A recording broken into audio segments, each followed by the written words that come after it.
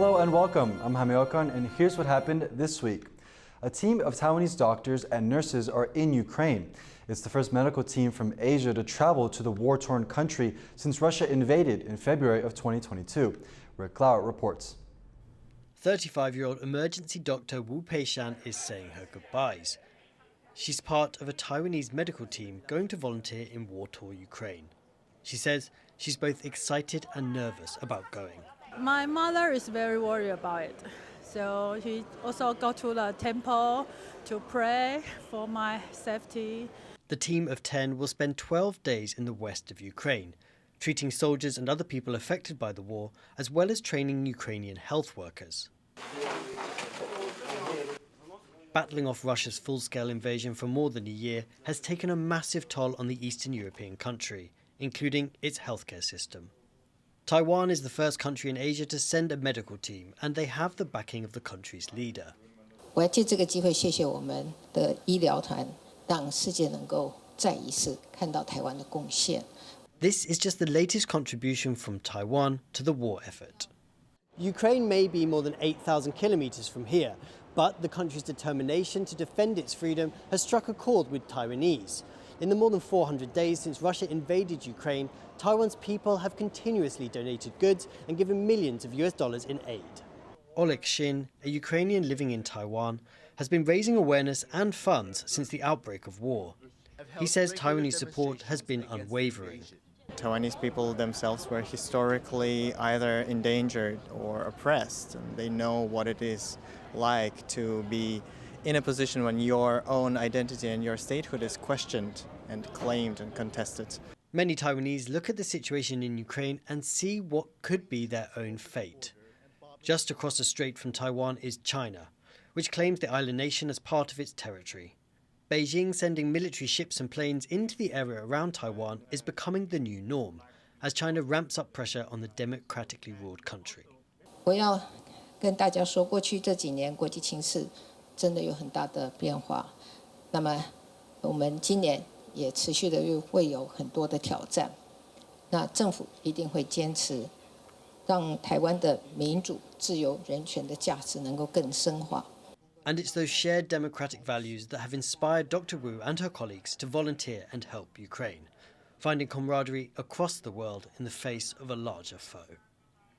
Leon Lien and Rick Glauert for TaiwanPlus. In Taiwan's New Taipei City, the overseas Burmese community observed Thingjian, their version of the Buddhist New Year. But the historic drought currently drying out Taiwan meant that this year's water festival had to be mostly waterless. Joyce Zhang has the story. I'm here at New Taipei City's Huaxing Street, known to locals as Little Myanmar. People are here to celebrate the water festival, but this year they've opted not to splash out. Food, prayers, and blessings. These were just a few ways New Taipei's Burmese community celebrated Thingjian on Sunday. Widely known as the Water Festival, Thingjian can be likened to Thailand's Songline and other Southeast Asian celebrations, which all mark the Buddhist New Year. Around 150,000 people from Myanmar live in Taiwan. Just under half of those are in New Taipei City, and half of this community live in this district, where Little Myanmar is. The well-visited alley is lined with businesses selling authentic Burmese food, treats, and other items. 这一条华新街主要就是由我们闽侨经营的小商店，希望跟所有的这个我们在地的民众或归侨来分享。 But this year's event was slightly different. Southern Taiwan has been battling its worst drought in decades, with many cities currently under water rationing. But turning down water for the water festival is not as odd as it may seem. 我们决定呢是用回归原来的我们缅甸以及泰国过今年的方式，就是过年祈福，然后呢洒净的方式来庆祝。 Sprinkling water in silver bowls is intended to wash away one's bad luck and sins of the previous year. Traditionally, monks give this blessing. People also pray for good fortune by pouring water on Buddha statues. This event's return to its religious roots also comes at a time when Myanmar's military rule has grown increasingly violent. The junta there seized power in a bloody 2021 coup. Since then, it has worked to stamp out any form of dissent in the country. For many in the overseas community, the event was a chance to pray for loved ones back home. 我们缅甸人很多人，大家都努力赚钱，自己都舍不得吃，舍不得花，大家都捐到缅甸。为什么？他们一碗饭都吃得很困难，真的。For some, it was also a way to share a sense of home with people close to them. Hello. Today event is just let my daughters know this is our traditional. That this is our just about it. But we are hardest just because of our situation, our country situation. For an occasion that's all about new beginnings, the ongoing brutality in Myanmar has made it difficult for its overseas community to fully move forward. But for those here today, they've taken some comfort in keeping parts of their home alive by sharing their traditions in Taiwan. Kamashu and Joyce Zhen in New Taipei for TaiwanPlus. A group of Austronesian artists took part in Taiwan Week, a festival of performing arts from Taiwan and across the globe. They sang to help others understand their deep connection to the ocean and the threats it faces. Our reporter Sandy Chi was there.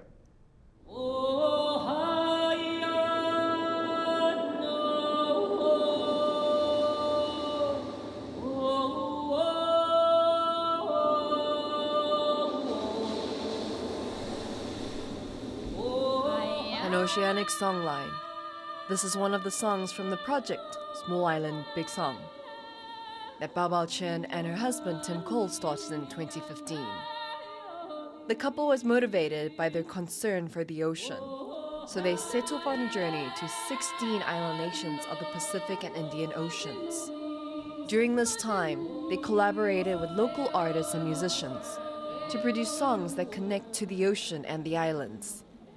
We just heard the 5th IPCC report from the United Nations about climate change, and both of us, you know, what was happening to nature, and also across the Pacific. We've been working with artists in Vanuatu. We just really had to put that in the front, something that addressed that issue.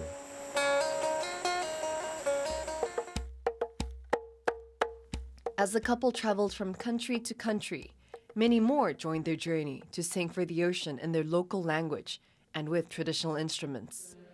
Their group has continued to grow and has performed in 17 countries over 8 years. You know, music is living, just like culture is living.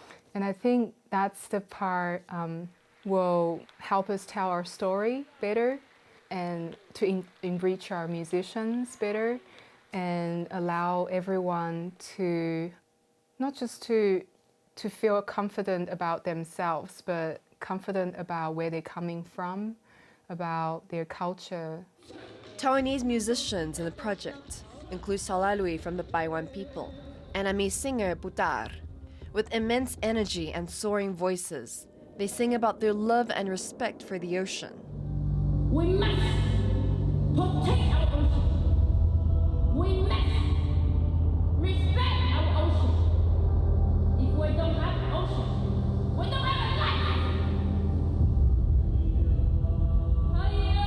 因为我们的祖先从以前就知道怎么在这个循环里面共存，但是现在生态都在破坏，海洋在改变了，已经跟我小时候的景象不一样。用音乐来让大家知道，可能他们听不懂我讲的语言，但是我觉得音乐是一个我情绪的一个表达。对，我希望他们可以感受得到，就是我对大自然的尊敬，身为一个 land people. Besides singing for the ocean, the musicians have something else in common, the feeling of returning to their roots in Taiwan. And for a lot of the musicians from, you know, overseas, from Madagascar, Mauritius, Papua New Guinea, Aotearoa, New Zealand, for them coming to Taiwan and play at the National Concert Hall, it doesn't mean just, you know, playing on another big stage for them. For them, it's like coming home, coming to the place where their ancestors lived thousands of years ago. Yeah! Small Island, Big Song started off as a dream for Chen and Cole, but now has expanded to over 100 members. By harnessing the power of music and culture, they hope their Oceanic songlines will continue to promote climate action around the world. Damon Lin, Devon Tai, P.T. Zhuang, and Sandy Chi for TaiwanPlus. This week also saw people in Taiwan celebrate April 20th, or 420, a day that's become synonymous with cannabis use and is celebrated by enthusiasts around the world. In Taiwan, cannabis is illegal, but activists are looking to change that. Bing Wang reports. A drum circle, a concert, and a flea market.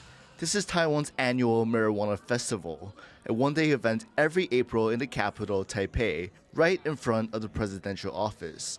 But it isn't just cannabis enthusiasts in attendance. There's a large police presence here. That's because marijuana is considered illegal in Taiwan. It's considered a Category 2 narcotic, which means possession of the drug can land you up to 2 years in prison. Everyone here is aware of that, which is why they've come to the festival. No, they can't use the drug here, but they can call for its decriminalization. 所以我其实觉得大麻可以合法化，因为而且现在基本上现在很多人就是心里就是有时候会郁闷之类的，吸大麻可以让他们开心兴奋。我也很希望说，戒药大麻合法化之后，可以就是改由医疗用大麻，然后取代我现在在吃的所有药物。It's the festival's 5th year, and organizers Wade Green intend to keep holding it in front of the presidential office to urge the government to stop the war against marijuana. 我们最终的目标呢，就是希望大麻在台湾，它可以除了毒品之外，我们可以有更多不同的想象，包括在医疗或者工业上的各种用途。But the Justice Ministry hasn't been swayed and has reaffirmed the government's stance against the drug, saying criminalizing marijuana keeps people healthy and society safe. It's listed as a Category 2 drug, alongside opium poppy, coca, and amphetamines. Category 1 drugs include heroin, morphine, opium, and cocaine. In Asia, Thailand is the only country that has legalized marijuana, but it doesn't look like any other countries are following suit. Zoe Lee, a cannabis lawyer based in Taiwan, says to decriminalize marijuana, people must need to be educated on the drug. A lot of people will say, okay, maybe it's kind of drug, it's so poison, you shouldn't do that. So I think that's the public opinion, that's the most obstacle why like cannabis still remain illegal. But public opinion may already be changing in Taiwan as more people come out to this event every year. For marijuana activists here, it could just be a matter of time before the government's stance also shifts in its favor. Andy Xue and Bing Wang for TaiwanPlus. A new sculpture in Penghu is drawing quite a bit of attention for its unique design. Lizzie Liao has more. They say beauty is in the eye of the beholder.